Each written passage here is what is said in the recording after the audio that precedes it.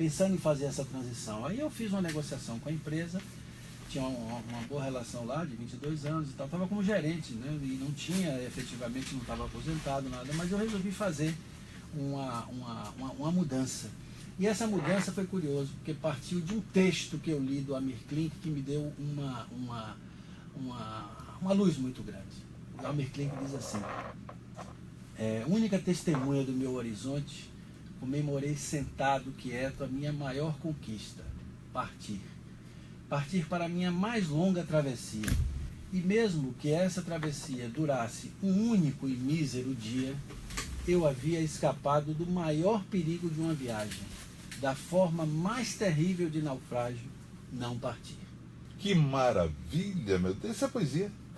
Isso, sabe que eu tive a oportunidade, anos depois, de contar isso para Amir Klink, quando ele veio fazer uma palestra aqui na DeVry. E você tem o texto de cor, hein? Ele falou isso para mim, ele falou: poxa, mas por que esse texto foi um quadro que o COFIC deu de presente de final de ano? Aí, um quadro, deu um cartão de final de ano, eu coloquei um quadro na minha sala.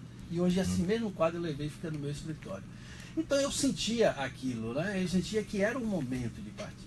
E aí eu fiz a negociação e eu saí. E foi curioso que eu fui numa empresa, já trabalhando como consultor, e o diretor da empresa me perguntou: mas você pulou do aquário ou arrebentou o aquário? Eu disse: eu confesso que eu não entendi. Ele disse: quando você pula do aquário, ou você se jogou pela emoção, ou alguém lhe jogou fora, quer dizer, você foi demitido. Eu disse: olha, eu tinha uma preocupação muito grande. Como é que é o day after? Como é que vai ser quando eu sair?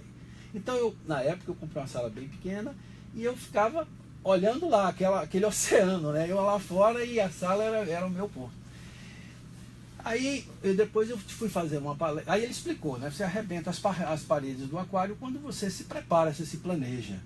Eu digo: muito interessante essa metáfora. Depois eu fui fazer uma palestra numa empresa, numa outra empresa, e aí um diretor lá do polo, que me conheceu na área financeira, disse: poxa, mas você está falando aqui sobre essa área de humanas, você... Contei a história para ele, ele falou: então existe vida fora das empresas? Quando veio essa segunda pergunta, é aquela história, os índios dizem isso, né? Fique atento aos sinais. Né? Sim, claro. Fique atento aos sinais. Então eu digo, isso é um sinal. Aí eu cheguei e resolvi escrever um artigo. Escrever, para mim, é uma forma de me libertar, é uma forma de passar a minha mensagem. Então, eu escrevi um artigo com esse título: Construindo Pontes, 10 passos do aquário para o oceano, 10 passos para o aquário, que é o emprego, para o oceano, que é o trabalho. Aí eu resolvi fazer como se fosse uma volta no tempo para ver o que me fez, que caminhos eu segui para ter feito essa. E o primeiro deles, e que eu faço sempre a pergunta, quando eu faço essa palestra ou quando eu converso com os alunos, eu faço a seguinte pergunta: quem é você? E há um silêncio na sala. Quando eu, num curso 2 para ser escrito, leva um tempo para o cara escrever a primeira frase: quem sou eu? Porque quantas vezes a gente responde a essa pergunta ao longo do dia? O autoconhecimento: quem sou eu? Esse é o primeiro passo da passagem do aquário para o oceano. Porreta, meu irmão, que maravilha, que beleza! Eu quero aqui assinalar alguns alunos. Jorge Freitas, beleza, meu irmão, seja bem-vindo. Sandro Magalhães, Cristiane Taquari, rapaz, que coisa boa, minha querida Cris. É isso aí, Sandro, mande ver. Cris, mande ver, estou aqui, hein? Esperando vocês. Eu queria somente lembrar uma passagem curiosa, né, na sua vida. Você, na sua lida, né, de gerente, ou diretor financeiro, não sei, Gerente financeiro. Já esteve muito na mesa, entendeu? Do lado oposto, a Rui Correria. É verdade? Não, já, a Rui Costa. Aliás, não só na mesa, como lá na empresa, né? Porque o Rui era da Copene e ele era um sindicalista que ficava designado como responsável pela Siquini. E eu era o gerente administrativo financeiro na Siquini, mas com ele já foi quando foi administrativo.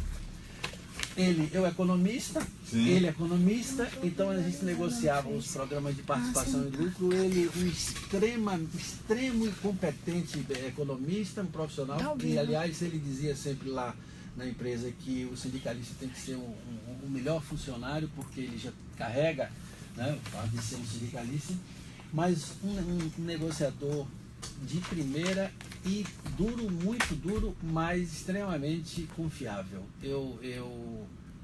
Aliás, de vez em quando eu acompanho ele no Twitter, eu fico impressionado como é que ele consegue atualizar com a velocidade. A história da Rapaz, é uma coisa impressionante. É uma coisa impressionante. Boas negociações tivemos, não só lá como no sindicato patronal também, que eu participava da mesa da negociação. Quando os secretários estão em agenda com ele, entendeu? Ele vai nas minúcias. Ele vai nos pequeníssimos detalhes. Eu me lembro que na época da Concha Acústica, né, estávamos lá, os diretores da Concha Acústica, eu como secretário, etc. Ele perguntou assim, e como é que está a obra? A obra está bem, está andando, está assim, assim, assim. Entendeu? O que é que vocês estão colocando no piso? Estamos colocando um não sei o que, assim, assim, assim, um ladrilho, assim, mas acontece o seguinte, esse ladrilho, em geral, quando bate o sol, por volta das 11h30, entendeu? Ele começa a perder a cor. Meu pai do céu, vai procurar. Ele sabe detalhes, sabe detalhes. Não. Tanto é que quando a gente vai para uma agenda com ele, um comenta com o outro, e aí, preparado para a Inquisição? Não, eu estava conversando outro dia com um publicitário, que é muito meu amigo, e que filmou com ele aqui, né, a campanha. Aí ele conversando e eu contando para ele isso, né, que eu conheci muito de perto, e a gente sempre teve muito bom relacionamento. Eu nunca tive nenhum problema nas negociações com ele. Aí esse publicitário falou assim para mim, ele vai ser um grande governador. Ele é CDF. Ele vai ser CDF. CDF, com abraço, certeza, cara. com certeza. Virgílio Pacheco, meu rei lá em Santa Mara da Purificação. Bem-vindo, Zulu Araújo. Cadê você, Zulu? Zulu tão perguntador, entendeu? Ainda não soltou a pergunta de hoje. Edilene Simplício Barbosa, minha querida Edilene, ótimo você está aqui. E aí, dona Rita, tudo bem por aí? Paz, Jorge. Já chegou o povo? As pessoas ainda não comentaram, não, só estão ouvindo, mas Eu não tenho a fizeram impressão nenhuma de que pergunta. por ontem, entendeu, ter sido também Reza de Santo Antônio, foi lá em casa, as pessoas tomaram alguma coisa a mais, né? E estão meio sonolentas, né? Quero chamar a atenção do povo do Teixeira de Freitas. Estarei aí daqui a pouco, hein? Às 10 horas, com o Roda Enem. É Teixeira de Freitas Colégio. O povo do município, ele não achar que eu vou sair em toda velocidade para estar lá. Adorarei, estarei um dia, tá bom? Mas Colégio Teixeira de Freitas, estaremos aí com o nosso Roda Enem. Você já sabe como é que se inscreve no Roda Enem? 986611557. Repetindo, 986611557. Estarei aí dando aula, entendeu? Técnica de redação, e hoje vai ser organicidade. Hoje eu vou ensinar você a colocar um período atrás do outro com clareza, com lógica, com objetividade.